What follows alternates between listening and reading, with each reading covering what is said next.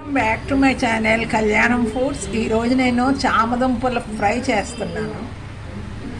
ఇంకా కడిగేసుకొని ఉడకబెడుతున్నాను. చామదుంపల ముక్కల్ని కట్ చేసి పెట్టుకున్నాను.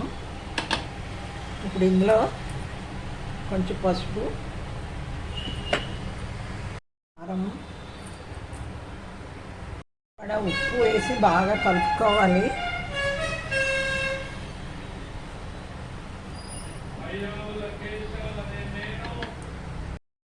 స్టవ్ వెలిగించుకున్నాను. 2 స్పూన్లు ఆయిల్ వేసుకొని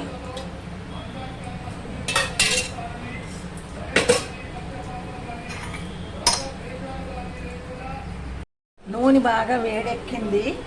ఫస్ట్ నేను జీలకర్ర వేసుకుంటున్నాను 1 స్పూను, మినప్పప్పు, ఆవాలు, శనగపప్పు. కొంచెం బాగా వేసాక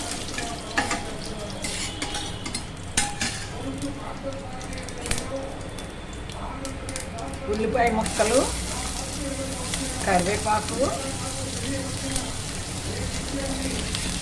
వేసుకుందాం. టమాటాలు కూడా వేసేస్తున్నాను.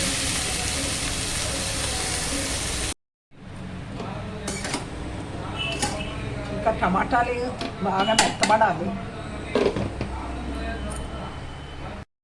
ఇందులో కొంచెం ఉప్పు వేసుకుందాము. ఉప్పు వేసుకుంటే బాగా మగ్గుతుంది. చూడండి, బాగా మగ్గిపోయింది.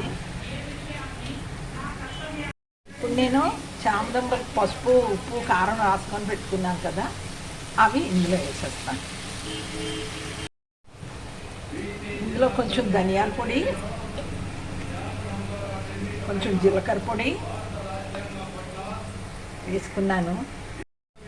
కొంచెం నీళ్ళు పోసి బాగా ఉడకనియాలి.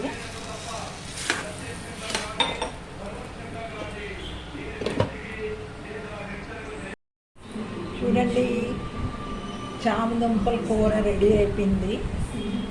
ఇది మీరు అన్నంలో కలుపుకొని తినండి. ఎంత రుచిగా ఉంటుందో మీకు తెలుస్తుంది.